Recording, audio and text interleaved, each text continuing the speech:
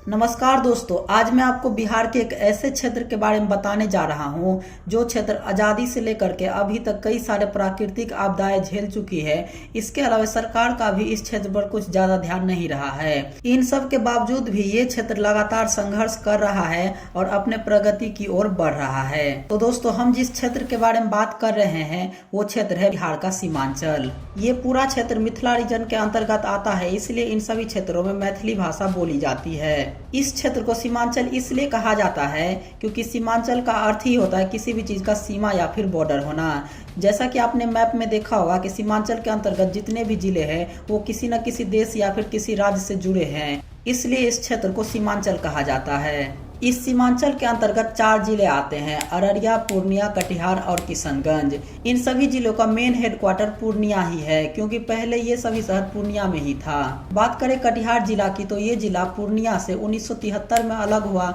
इसके अलावा 1990 में अररिया और किशनगंज भी पूर्णिया से अलग हो गया।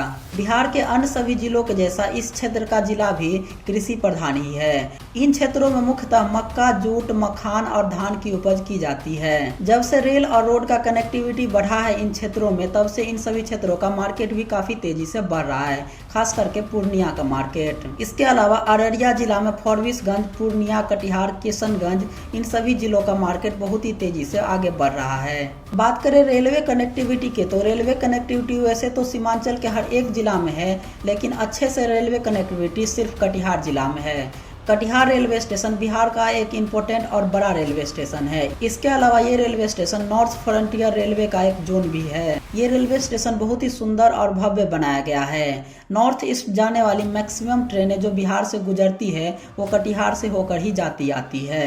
कटिहार रेलवे स्टेशन से Jogbani line, Malda town line, Purnia line, Kishanganj line एवं बरौनी लाइन जुड़ी हुई है। इन सभी क्षेत्रों में कई सारी समस्याएं भी है, जैसे शिक्षा का स्तर बहुत ही कम है अभी भी इन सभी क्षेत्रों में। और जैसा कि मैंने आपको वीडियो के शुरुआत में ही बताया कि इन सभी क्षेत्रों में लगातार बाढ़ आते रहती है, जिसके कारण से इन सभी क्षेत्रों में गरीबी लगातार बनी रहती है। और अगर कभी घर बन भी जाए तो बाढ़ के कारण कभी न कभी बहुत सारे लोगों का घर प्रभावित हो ही जाता है। इसके अलावा इन सभी क्षेत्रों में अभी जो सबसे बड़ी समस्या है वो है गरीबी के कारण पलायन की, इसके अलावा घुसपैठियों की। बांग्लादेश से पश्चिम बंगाल के रास्ते इन सभी क्षेत्रों में कई सारे घुसपैठिए रोहिंग्या आ रहे हैं, जिसके कारण से कई सारे समस्याएं इन सभी क्षेत्रों से निकल के आ रही है। सीमांचल के क्षेत्र में कई सारे टूरिज्म प्लेस भी है जिसे आप विजिट भी कर सकते हैं, जो कि बहुत ही अच्छी जगह है, जैसे जलालगढ़ का किला पूर्णिया में। इसके अलावा माँ पूरन देवी मंदिर पूर्णिया की बहुत ही ज्यादा फेमस है। इसके साथ ही कटिहार का गोगा बिल झील एंड बर्ड सेंचुरी, जहाँ पर 300 से अधिक प्रजातियों की पक्षियां आती रहती है। कटिहार का मनिहारी घाट, इसके अलावा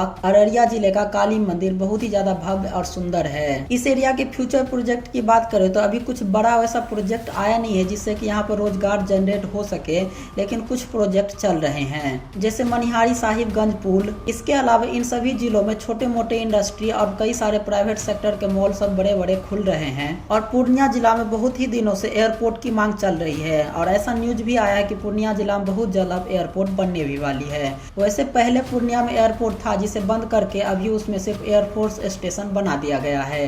रोजगार, शिक्षा और पलायन के अलावा इस क्षेत्र की एक और बड़ी समस्या है, वो है रेलवे कनेक्टिविटी। अभी भी पूरे सीमांचल में कटिहार को छोड़ करके अन्य किसी भी जिले का रेलवे कनेक्टिविटी अच्छा नहीं है। सीमांचल का जो सबसे मेन सिटी है पूर्णिया, वो अभी भी रेलवे कनेक्टिविटी से बड़े बड़े शहर जैसे दिल्ली, मुंबई, कोलकाता, चेन्नई, बेंगलुरु जैसे शहरों से नहीं जुड़ पाई है। और जुड़ी हुई भी तो साप्ताहिक ट्रेन बस 1 ही 2 शहरों के लिए चलती है। इसके अलावा इस क्षेत्र के रेलवे कनेक्टिविटी की बदहाली की समस्या आप इस बात से भी समझ सकते हैं कि पूरे सीमांचल में सभी जिलों से, खास करके अररिया जिला से सबसे ज्यादा पलायन होता है और वहां से सिर्फ दिल्ली के लिए 1 ट्रेन और कोलकाता के लिए 1 ट्रेन दी गई है। इसके अलावा और भी किसी शहर के लिए नहीं दी गई, यहाँ तक कि पटना के लिए भी डायरेक्ट ट्रेन नहीं दी गई है। इसके अलावा रेलवे बिल्डिंग का स्ट्रक्चर और वहाँ पर उपलब्ध जो फैसिलिटी है वो भी कुछ खास नहीं, जबकि बहुत सारे रेलवे स्टेशन तरक्की कर रहे हैं आज के समय में। अररिया जिला के जोगबनी के कंपेयर अगर आप मधुबनी जिले के जयनगर के रेलवे स्टेशन को कंपेयर करिएगा तो जयनगर रेलवे स्टेशन कितना बड़ा है। वहां से लगभग भारत के हर एक बड़े शहरों के लिए ट्रेनें चलती है, जबकि जोगबनी से नहीं चलती है। तो इसी से आप इस बात की समस्या का पता लगा सकते हैं। तो दोस्तों, आज के वीडियो में आपने जाना सीमांचल क्षेत्र के बारे में। तो दोस्तों, आपको कैसा लगा ये वीडियो कमेंट बॉक्स में जरूर बताइएगा। तो दोस्तों, आज के लिए इतना ही, धन्यवाद।